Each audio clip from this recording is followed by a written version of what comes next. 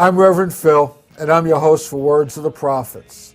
Where are our prophets now? Where are those messages God chooses to communicate divine revelation through? In the past, the Creator has sent prophets like Abraham, Siddhartha, Jesus, Muhammad, and many more. Maybe our higher power has switched tactics since we reinterpret God's words as soon as the Creator's prophets leave us. Could it be that Spirit talks to each one of us individually and we haven't learned to listen? On Words of the Prophets, our modern prophets show us how to find the internal prophet that is the I Am, and we discuss the application of spiritual principles in all aspects of our lives. Love and light, everybody. I'm Reverend Phil, and I'm your host for Words of the Prophets. Today, my guest is, do I have to announce you that people should know you by now? Okay. I'll tell you my guest is Reverend Brendalyn Batchelor, who is the Minister for Unity Santa Fe.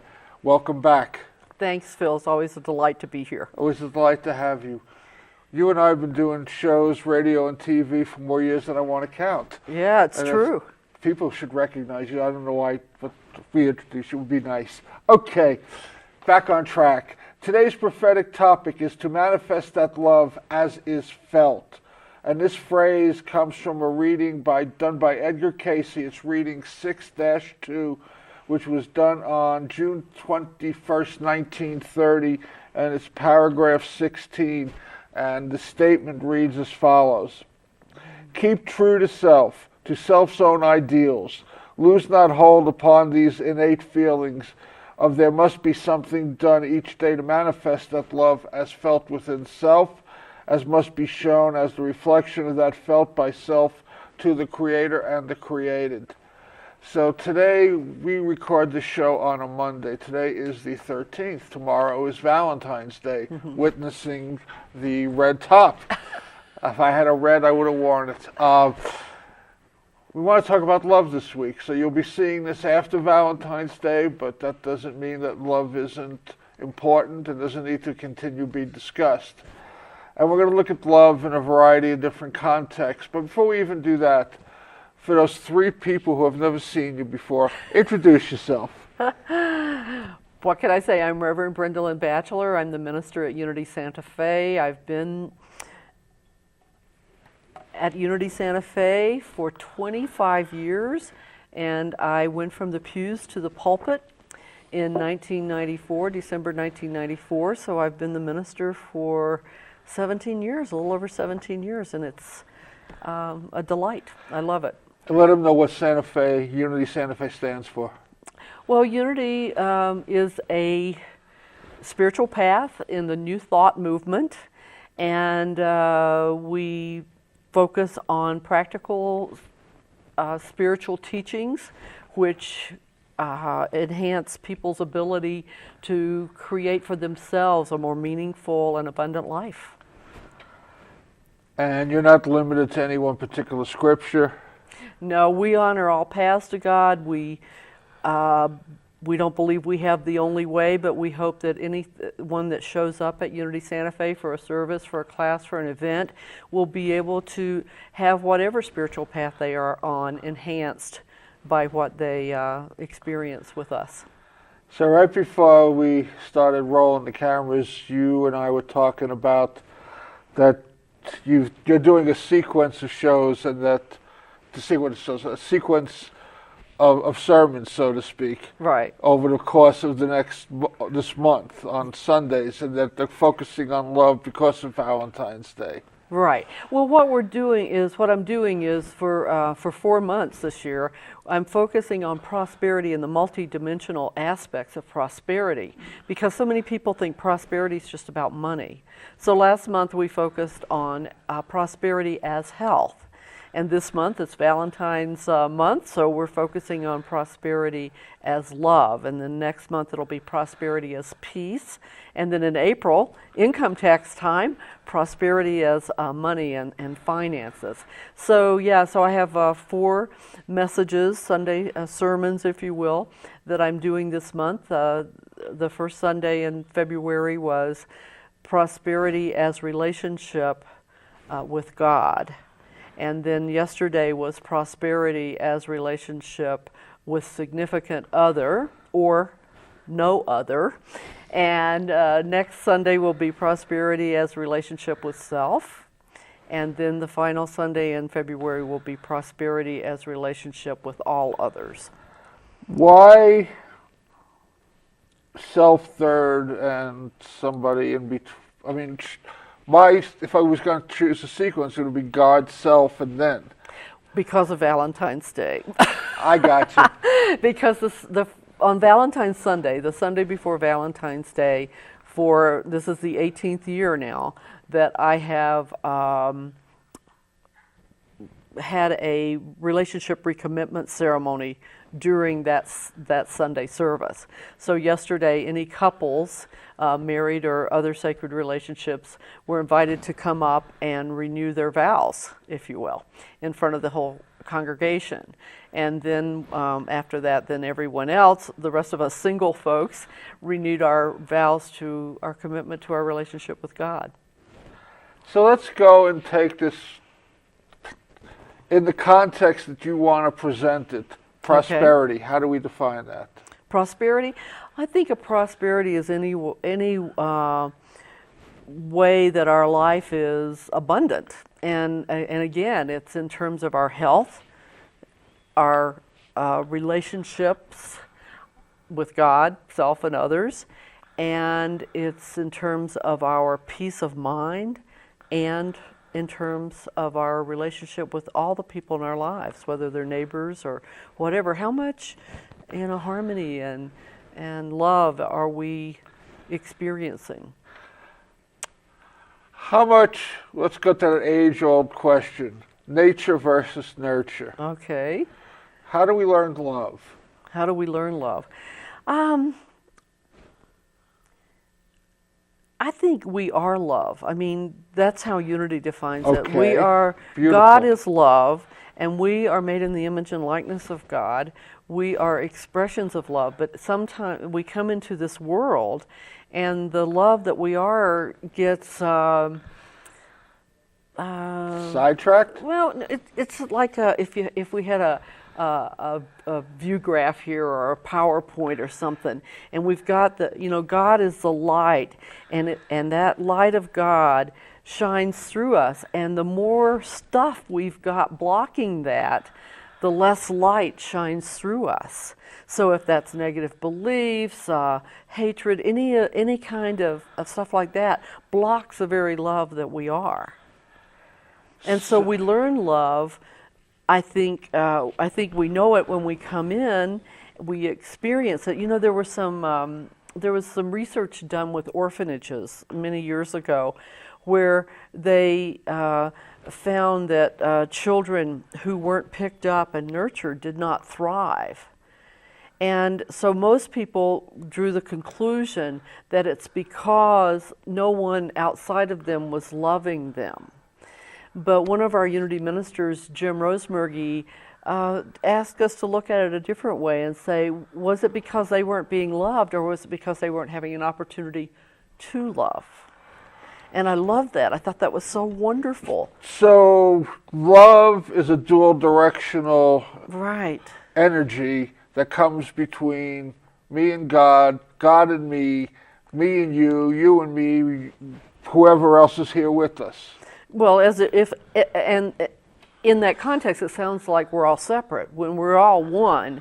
But yes, in this physical experience of humanity, of our humanhood, then it's a giving and receiving. It's like currency. That's why it's part of prosperity. There's got to be an inflow and an outflow. Otherwise, it stagnates. So it's got to be a give and take. So I, as an individual, need to do two things then, if I'm hearing you correctly. One is there's some form of veil that blocks the give and take, and then I got to create a space that allows that flow to happen within. Well, we got to cleanse it, because if, like, let's say, for instance, I'm holding a grudge against you, or I have some kind of resentment. That's a block to the light of God shining through me. So I've got to heal that. I've got to do some forgiveness work. I've got to do some cleansing, some releasing, so that the entire light of God that is my true essence can truly shine through. And the more of that stuff, the more resentments I have towards the more people or situations, or the more or self. Yeah, or self. Absolutely, that's all blocks. I used to, when we had before we had PowerPoint and we had a view graph projector, I would put a blank view graph film on the projector, and it would be clean and it would be clear, and there was nothing blocking the light of God. And then I'd take a black marker and I'd start saying, oh, here's a resentments toward, this person, this person, this person, here's a, anger and all this stuff. And the more of those marks, the less of God that could shine through that. So we build up the barrier that blocks the external from coming in and the internal from going out. Right, and some of it's not us personally and individually. Some of it is what's in our human race consciousness. Unity's co-founder Charles Fillmore called it race consciousness, and it's all the beliefs. If you want to know what race consciousness is, pick up the newspaper, look on the internet, watch television, whatever, watch news. That's race. There's all those beliefs. That belief that disease can't be cured, belief that the economy is, going down. All that stuff. It's all in our consciousness, and so some of it we pick up, we bring in with our DNA. Some of it we pick up from the news, from our family, our friends, from all those people we're around. So we learn how to approach the world by watching our parents approach the world. Our parents, our teachers, our neighbors, whatever. It doesn't mean that we're bound. I loved it when Dr. Joe was here.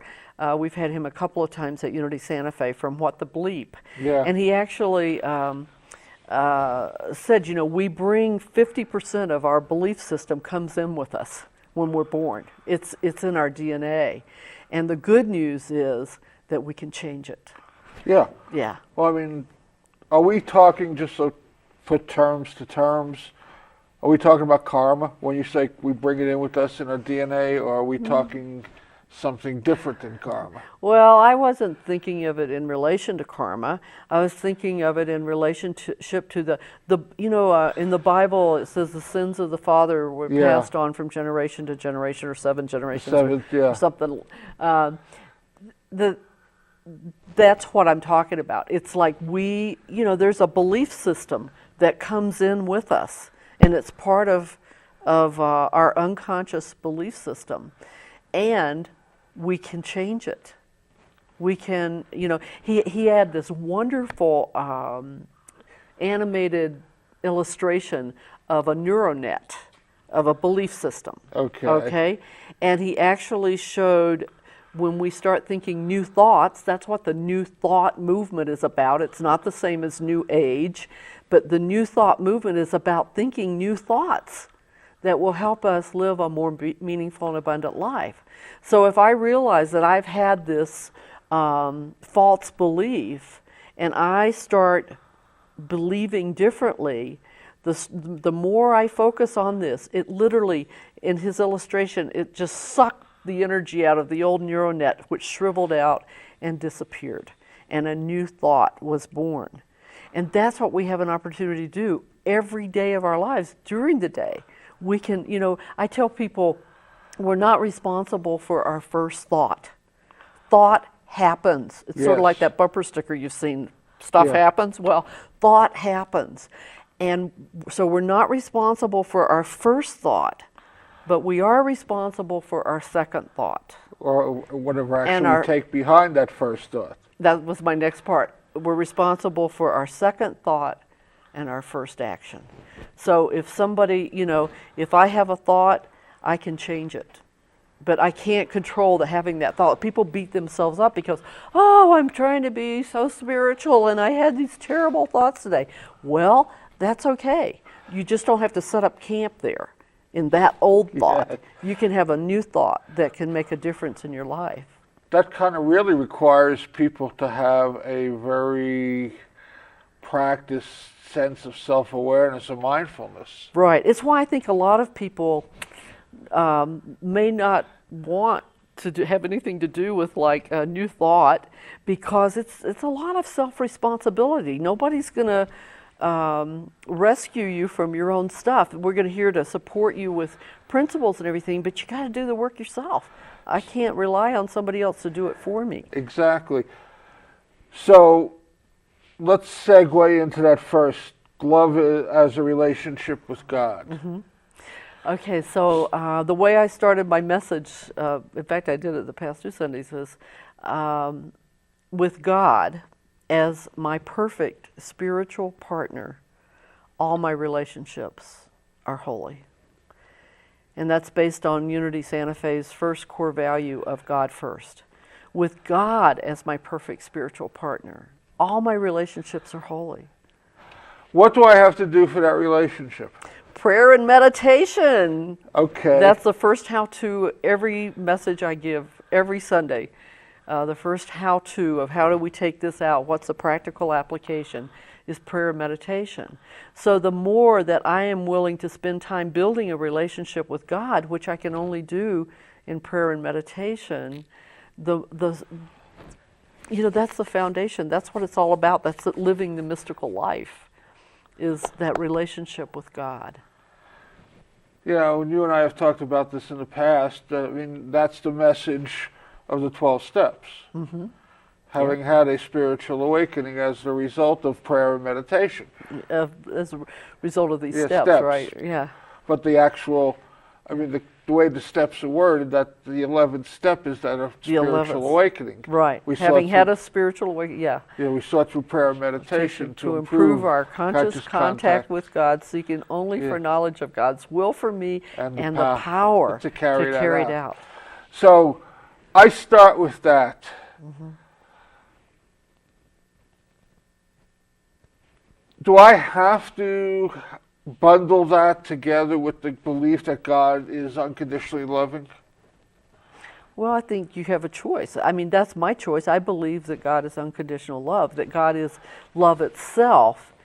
But, Unity doesn't try to force any beliefs down anybody's throat. I think one of the things that's unique to Unity is that we believe that what we call the Christ of our being, which some people call their Buddha nature or their Yahweh consciousness, it's our very divinity, that love that we are, is always revealing truth to us. And so it supports me to believe in an unconditionally loving God. But for you, I would never try to tell you what your belief should be. I understand that, but I mean, aren't we then saying that ultimately, if we don't see unconditional love in the divine, we're setting a ceiling on how much love we can demonstrate in our own being? Well, again, this Unity minister, Jim Rosemergy, talks about a love quotient. And he said, like an intelligence quotient, IQ, that we have this love quotient. And that our love quotient can never be higher than the least love we feel for anyone. That's beautiful. Mm-hmm. I mean, the reason I'm asking these questions, and we were talking off camera before, two things. One, love can never be an intellectual exercise in my belief. Mm-hmm. It's a spiritual demonstration. Right. So I come into this world... And I would say a human demonstration, too. Okay. It comes from our spirit, but yeah, we've got to demonstrate it. We've got to express it. Yeah, exactly. But it's not something I can intellectualize. It's not something... And it's not really an emotion. It goes deeper than that. It's more all-encompassing than that. And I think that's where we get, sidetracked. That I learned love at an early age. I watch how my parents deal with me. I watch how they deal with each other. And that extends outward to as I get exposed to my larger family group, and then again exposed to schoolmates and teachers and that whole structure. I mean, I really feel like that I wound up in a place, it's hard to quantify, but, that on a scale of 0 to 100, maybe I had 25 or 30%, 0 being totally sociopathic, psychopathic, 100 being God's unconditional love. That I felt like I'd gotten this place and I couldn't get past, I didn't even think I was trying to get past that. I just had no idea, like I have a quarter and I'm in a situation that requires 42%. Where am I getting that 17% from? Mm-hmm.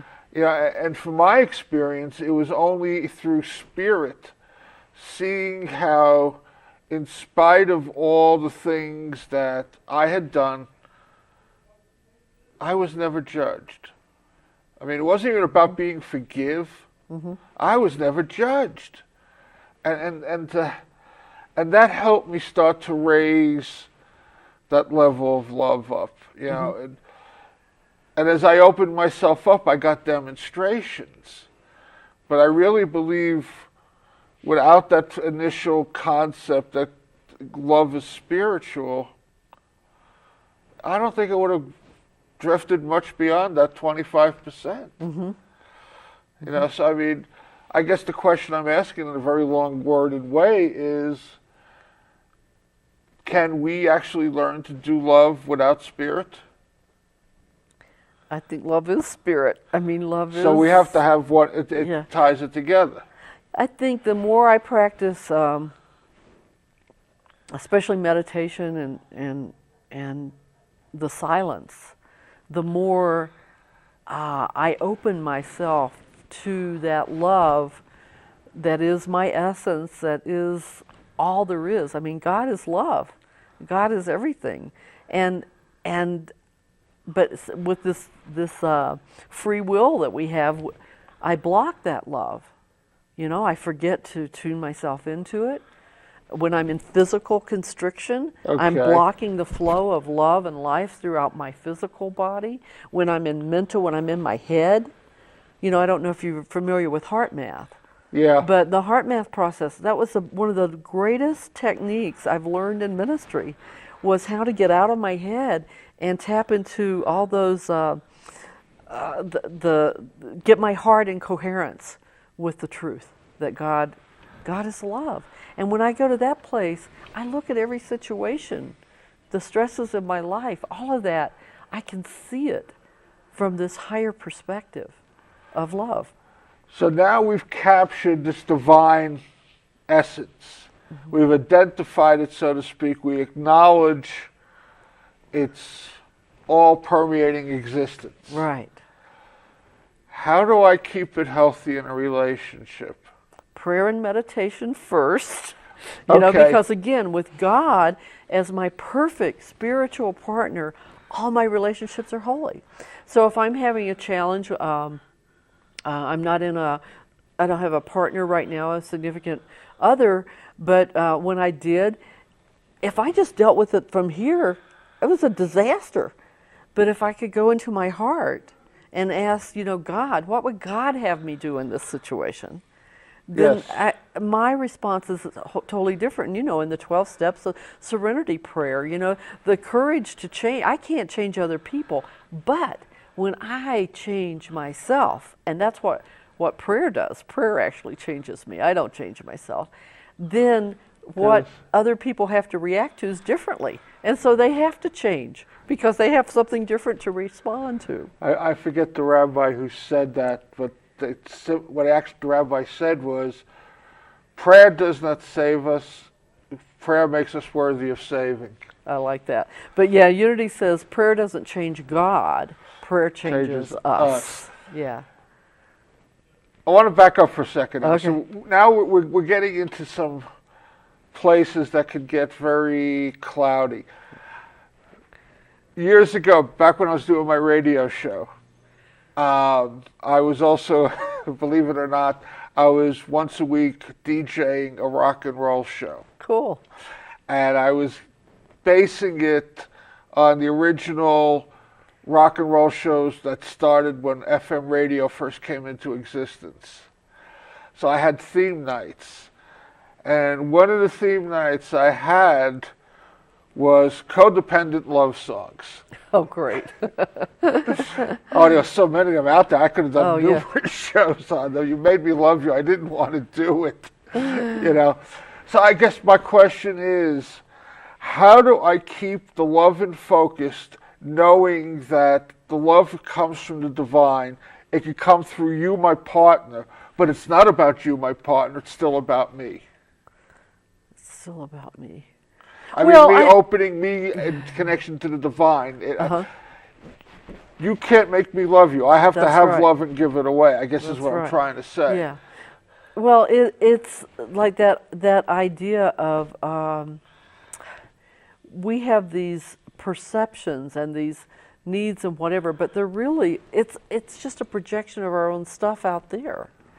So if I don't feel loved by you or by someone else, there's something in me that I have some control over, that I have some ability to deal with.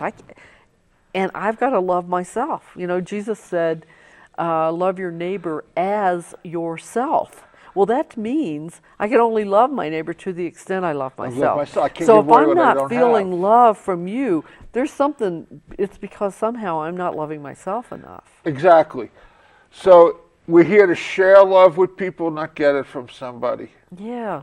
Well, I mean, you know, again, it's that give and take, that currency, that movement, that Yes. inflow and outflow, that ideally, and if you're not welcome somewhere, Jesus said, shake the dust off your feet and go somewhere else. You know, Yes. I can't make you love me, but what's important is that I love myself, and that's where I get my love from, primarily from not my human self, but my Christ self, my Yes. Buddha nature, my Yahweh consciousness. That it's always there. It's transmitting 24/7. But am I blocking it? That's the question. You know, God doesn't do things. God is just being. God is being love all the time. But if God's up here vibrating at this frequency and I'm down here in my muck, Yeah. then, you know, God's not going to come down. It's up to me to raise my consciousness because God's always there for me, for everybody, 24/7. So I've got to work in that awareness we were talking about, that mindfulness we were talking about. I've got to just stay in touch with the fact that if I'm feeling love from somebody, it's the divine coming through. It's not It's the the divine coming through both of us. Exactly. So I have to be a part of that. I can't just get it from somebody. I can be shown a demonstration by somebody, but I have to demonstrate my own. Yeah, to be really nurtured. I mean, you know, I'm sure there's situations where somebody really loved, person A really loves person B, but if person B can't receive that love, it doesn't matter what this person's doing. We got to be able to receive it. Yes. We got to be able to express it and let it flow in us, through us, and as us. Can we not, as manifestations of the divine, demonstrate a divine Absolutely. example that won't give it to them, but might say to them, well, maybe there might be a little safety here. I could step out of myself a little bit. Oh, absolutely, and I hope I didn't give any impression that I believe that we can do loving things. We can express love in terms of our words, our actions, our giving. You know, I think of Mother Teresa comes to mind. You know, that absolutely we can humanly love, but whether or not somebody's able to receive that love, it's up to them. Yeah, exactly. Right. But as long as we don't, we can continue just loving, we get the gift of it. Absolutely, yeah. So our love, in a lot of ways, is not really predicated upon having a recipient. Not really. I mean, we can give it out there. Whether people receive it or not is irrelevant. We're still getting the benefit. And I believe that on some level, It the helps more them. loving we are, Yes. at Unity Santa Fe, our mission is to raise consciousness, transform lives, and heal the planet, one person at a time, beginning with me. And so that maybe maybe this person isn't receptive to the love I'm giving, but I'm doing something for the whole consciousness of the planet in some tiny little minute way. And that the more we can do that, the more we bless Yeah. all of it. You know, Buddha had a saying, we are not punished for our fear, we're punished by our fear. Mm-hmm. And you could flip that around. We're not rewarded for our love, we're rewarded by our love. Absolutely. I like that. We say that a lot in Unity, that we're not punished for our sins, but by our sins. Yes. Is the way we've worded it. But I do like the way you turn that around. That, yeah, we're not rewarded for them, we're rewarded by them. So it was interesting. Our job then is to, what you had said earlier, I heard it said once, our job is to act as if God was supposed to show up, couldn't make it, and asked us to take its place. Great. We're here to give that unconditional love that God has bestowed upon us unconditionally. We get it. No matter, we can block it, but it's there for us whenever we want it. Mm-hmm. And our job then is to start giving that to self. And then as we can give it to self, we mm-hmm. allow somebody close to us. Right. Well, and again, first we go God first, so that we are in prayer meditation, we're developing our relationship with God and the very love that we are, so that we can give it to ourselves, so we can give it to others. And we just keep building it by removing judgments. Mm-hmm. And letting love remove them. Yes. Every moment that we spend in silence, in being still and quiet and listening, I say suit up, show up, and shut up, like we do in 12-step. That's what I've got to do when I show up for meditation. And does my monkey mind, some days I have more silence than other days, and some days my mind's working overtime. But it's that space between the thoughts that is the silence. And the more space I can get between my thoughts, the more time I can take to devote to that, the more cleansed I am, the more God can speak to me, and that I can be the hands and feet and mouth of God. We were sent here for something, and to be God's, God is, in Unity we don't believe God's an anthropomorphic being. We believe God is spirit. God is, in fact, we believe that only what's invisible is real. Yeah. If you can see it, touch it, feel it, whatever, it's temporary. It's not permanent. But that the love that God is real. It's here all the time, and so that's what we've got to focus on. And then we are here in the physical to be expressions of that, and to with words, with actions. So the more that we raise our vibration, we're raising love. Mm-hmm. Yeah. And again, we can't raise our vibration. We can sit and we can do practical things like sit in the silence, and our vibration is raised by God.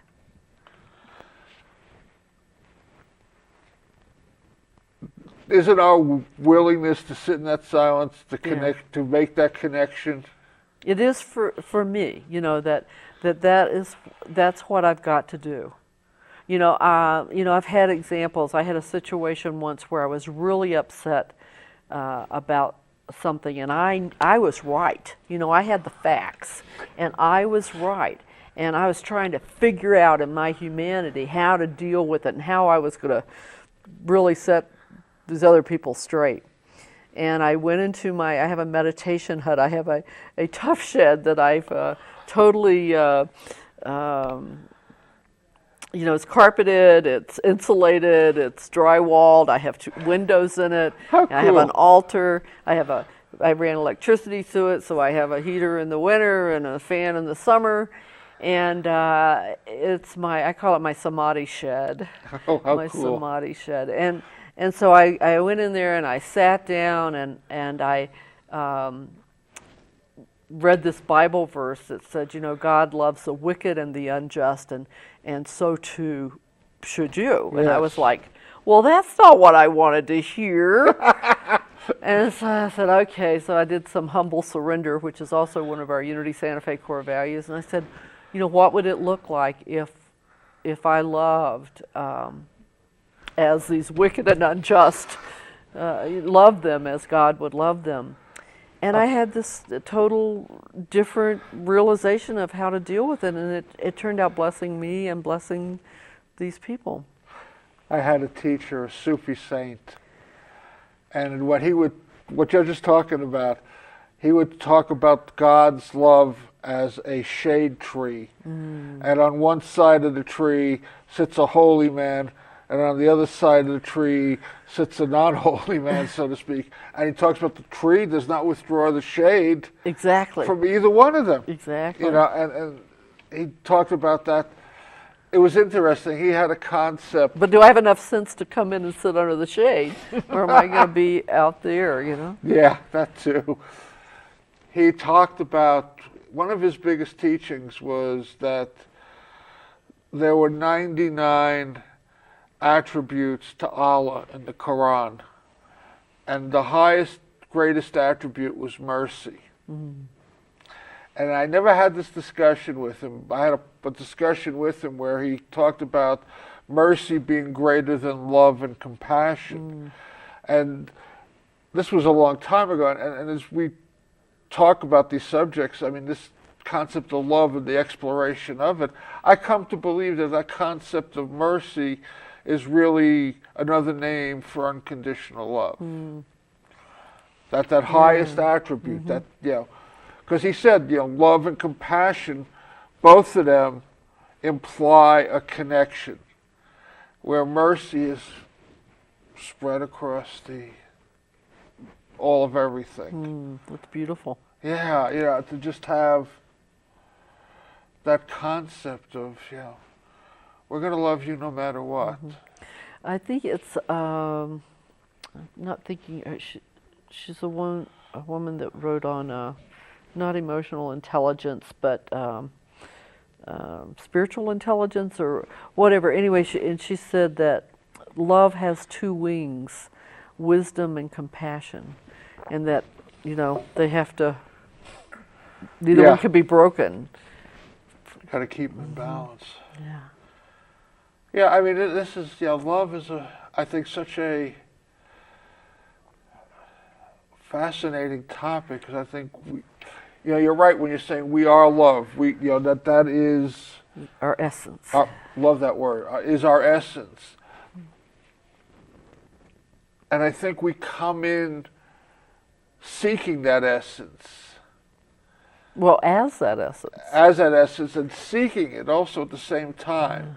What was that? Well, I think we come in as it, and then as we grow up and we pick up all this stuff from race consciousness and whatever we brought in our DNA, then we forget who we are, and then we seek it from outside ourselves, and that's the greatest barrier. The urban cowboy looking for love in all the wrong places. Exactly. Mickey Gilley. Exactly. I think we look for that outside of ourselves. Exactly. We need this person to love us. We need this person to love us, and then it always falls apart because we're not generating anything inside. We're looking for it outside. Yeah, and that was one of my great realizations, especially through 12-step work, that I realized that it wasn't that I wanted some of the people to love me some of the time. I wanted all the people to love me all the time, regardless of my behavior, mind you, and all of that.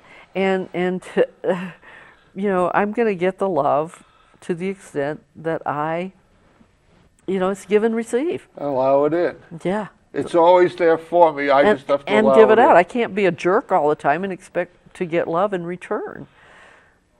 So I have to then give it away. Yeah. In order to keep it. Yeah. Okay. So if we were going to restructure society, Valentine's Day. So instead of buying flowers, candy, and cards for others, we should buy the flowers, candy, and cards first for ourselves. That might be a good idea. Except for me, candy wouldn't probably be the most loving way I could do that. I had fruit salad for breakfast, so that Okay. You know, in fact, I got two people gave me chocolates yesterday, and I passed them on to other people who I knew, you know, would enjoy them. And you know, that doesn't mean I'm not going to eat chocolate tomorrow, but yesterday I chose to pass on my chocolates. So we need to start a whole new line of cards. Yeah. I love me. Yeah. Yeah, I make a difference. Yes. I make a difference in my own life. I make a difference in the world. We are one. To the extent that I love and express the love that I am. So that kind of segues into this concept of love in relationship with others. Mm-hmm. The more that I can generate love, allow it to flow through me. Yeah. Okay. Yeah. God's a generator. Yeah, really. Yes. So the less I get in the way, the more flows through me. Yeah. It's going to touch other people. Exactly. It's going to bless my life. It's going to bless other people. It's going to heal the planet. It's going to make a difference, I believe, in the entire consciousness of the human race.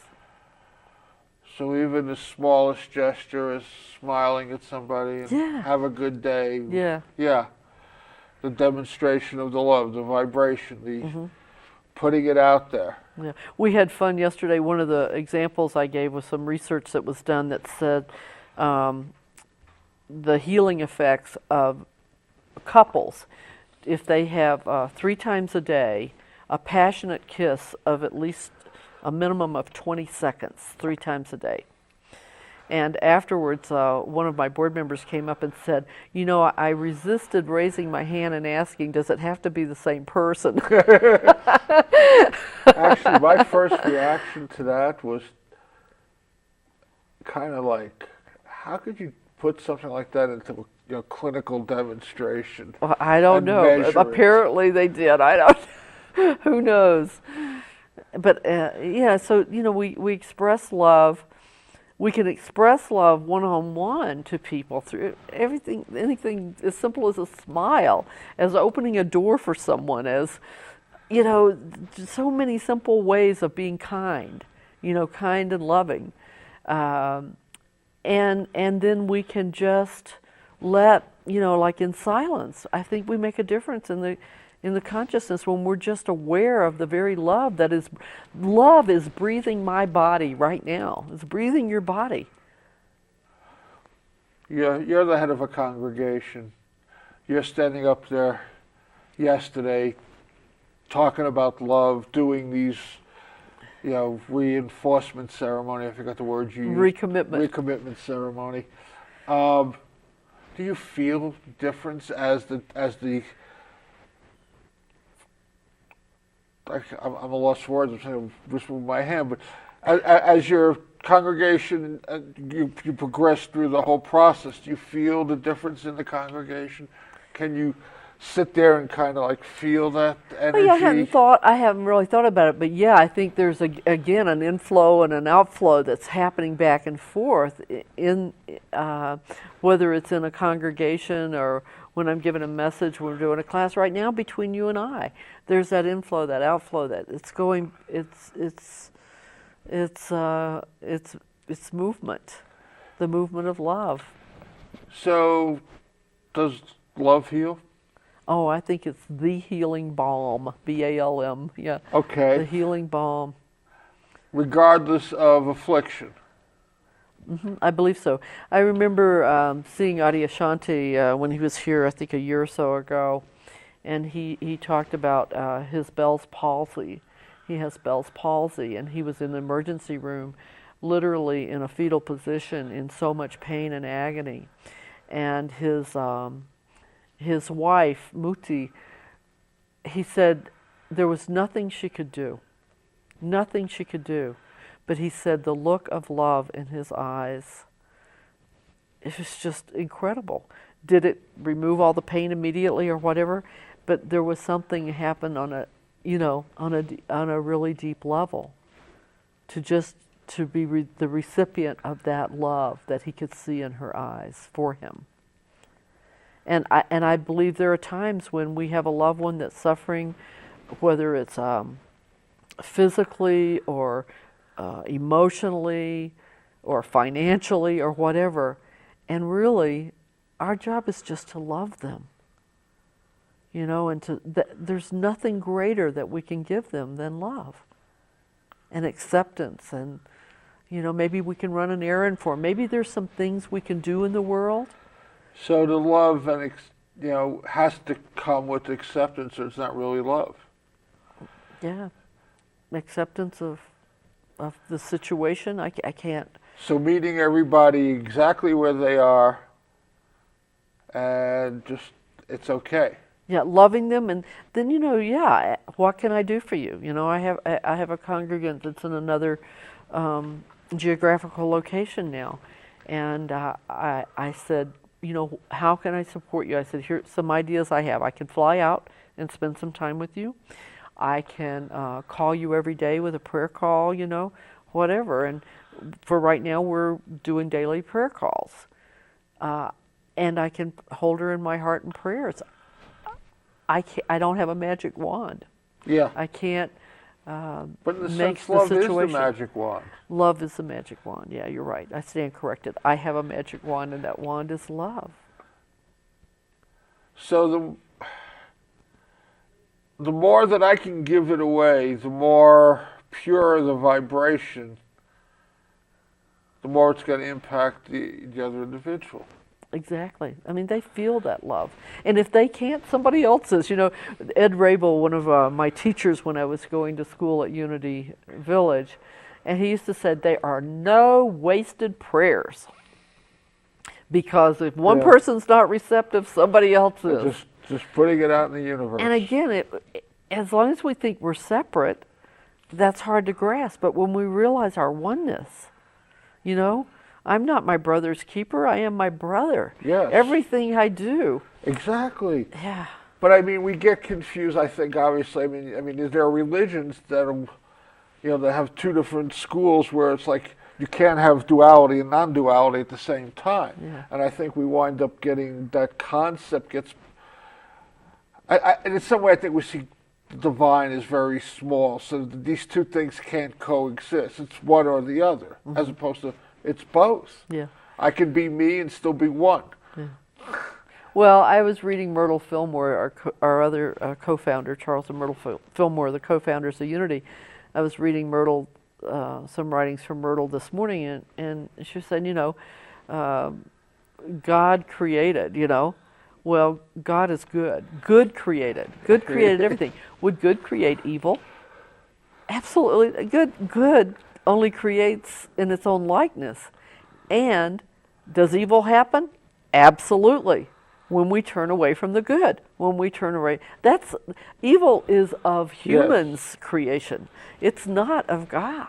I'm probably going to mess this up, so I probably will by saying that. I think it was Einstein in college. They were talking about what is darkness. And and Einstein raised his hand and said, well, there is no such thing as darkness. Darkness is the absence of light. Absolutely. And then they went on to what is cold. Well, cold is not, there's no such thing as cold. Cold is the absence of warmth.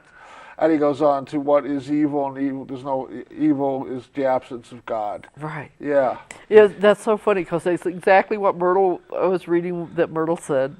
She gave those exact examples. Maybe she got them from Einstein or whatever. Yeah, but it was like, if you take away darkness, if you shine a light on something, what happened to the darkness? Well, nothing. It was never there to begin with. It was returned to the nothingness from which it came. And then if you heat up a room, what happened to the cold? Cold is just the absence of something. Nothing generates real cold. Exactly. Well, I don't know what the meteorologist would say about that, but but the point of it is it can be changed. It's not permanent. It's not real. We are starting to run down on time, so time for some announcements so we can come back and put a wrap to this. Any announcements you want to make? Let people what time your services are and everything? Our services are 10:30 on Sunday morning. We're located right off of 599 near mile marker 12. And we have a class at 9 o'clock on Sunday mornings called The Quest, and we're right now wrapping up a book called Even Mystics Have Bills to Pay. And we're going to be next studying a Joel Goldsmith book. Then one of the exciting things that we've had going on for the past year and a half is Julia Cameron, the author of The Artist Way and 30 other books or whatever, is now living in Santa Fe, and she's been doing 12-week The Artist Way workshops. And so one of those just started yesterday, so it's not too late if people would like to join that 12-week Artist Way workshop that's personally facilitated by Julia. They can call the church at 989-4433. Yeah, 989-4433. If you're interested, we'll still take people for the next week or so. And we have a spiritual cinema coming up on Friday the 24th of February on flower essences and how they can heal. And so that's another. We've always got something happening. So our website at unitysantafe.org is a good place to find out what all's going on, because we're a happening place. The what was that line? The minister difference and the church different and the city different? Well, yeah, we used to have that on our website. We took it off. We may go back to it, but we always said Unity Santa Fe is we're the church different and in the city different with the minister different. Yes. And so we believe that that we're all teachers, we're all students of each other. So I don't have myself on some pedestal up here that I'm looking down and teaching. I learn from congregants all the time. We're all on this journey together. Definitely. Yeah. And the journey is love at the end of the rainbow. Yeah, yeah. I actually have a picture of our church. We have a bell tower, and someone took a picture of a rainbow, and one end of it was right at our bell tower as it was being built. And so we like to say that we're the pot of gold at the end of the rainbow, at least for those of us who resonate with this path. Very cool. Yeah. And I just want to make a couple of quick announcements. One is, just to remind you all, this is public access television. You are the public. Love to hear from you. Subjects you'd like to hear covered here. Maybe you'd like to do a show. I've done 2. I've got a 3rd one coming up. People have watched this show and said, hey, I'd like to be a guest on your show. It can happen. So let me hear from you. Also, let you know that next week we're going to look at can't do it in depth, but we're going to look at the Yoga Sutras. There's a gentleman in town by the name of Nikolai Bachman who is a Sanskrit scholar and has put out a book on basically a simple way of interpreting and implementing the Yoga Sutras. And if you don't know what they are, tune in next week and find out. If you know what they are, tune in next week and we'll go into greater detail. Also, just to let you know, I am a counselor. I do spiritual counseling because I don't think we can solve our problems with the same instrument that creates them. And spirit is the one thing that is capable, like you heard us talking today. You raise the vibration, you become more immersed in love and let love in, and amazing things happen to us emotionally, physically, mentally. So if you think that sounds like something that might work for you, contact me. Be happy to talk to you. I work on a donation basis, so you don't have to worry about money. Just envision yourself getting better and healing. That's all it takes. And I'll be your guide for that as long as you need me. So, you have love this month, and ultimately love is prosperity. So you're doing then another series in the next month and the month after that. Mm-hmm. So it's basically just more demonstrations of love. It's all love. Even when you get to April, when we're going to focus on finances and money, Money is currency. It's got to also have an inflow and an outflow. It's also tangible energy.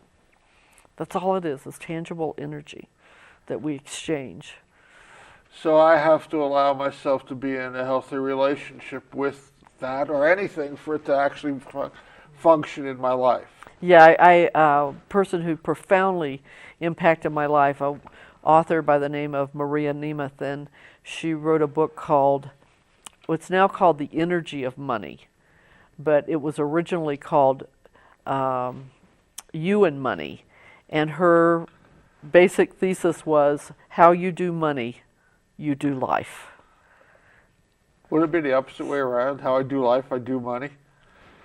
Yeah, probably, but it's how we do relationships, we do life. How we do anything is how we do life. But the thing about money was it was a tangible, and so we could look at it. We could look at how we do life based on how we did money, okay, and really see, Do I were we believe God careless? Were we provides? careless? Were we Yes. good stewards? Are we whatever? Do I believe God provides, or do I have to hoard it? Do I have to keep Yeah. making it happen? And speaking of love, the Bible doesn't say that money is evil. It says the love of money is evil, and that attachment to it. Yeah. Yeah. Yeah, exactly. Right. Nothing is inherently evil. We just talk about with Einstein. It's the absence of the divine. Right. If I take God out of anything, Exactly. I can take God out of religion, it becomes evil. Yeah. And remember that on every piece of U.S. currency, whether it's a coin or the papers, in God we trust. In God we trust. God is my source. My consciousness of God is my supply. And whether that's my health, my wealth, my finances, my relationships, whatever. And the ultimate commodity is love. Mm-hmm. And not just for this week because it's Valentine's Day week, but for the 52 weeks a year, 365 days a year. Yeah. Yes. Wonderful. So no matter what we're doing, if I go to the grocery store, my primary job isn't to get groceries. It's to love. It's to love. Exactly. Myself and others. And I forget that. And but again, I can think again. I can have a new thought. Yes. I can do myself differently. Especially the person who's got 40 items on a 12-item checkout. Right. Brendalyn, we got to put a wrap to this. Thank you so much. Thank you, Phil. It's been a pleasure. Delight. Likewise. I want to thank you all for tuning in. I start the show with love and light. That's my opening phrase. I basically end the show with love and light. That's my closing phrase. There's a reason for it. We are love. We don't need love. We are love. That's the bottom line. Tap into it. It's an unlimited resource. Spread it out a little bit and watch life get better. Spread a little bit more. Watch life get a little bit better. I think the Beatles said it. Love is the answer. Until next week, love and light. I'm Reverend Phil, and I've been your host for Words of the Prophets. Thank you for tuning in.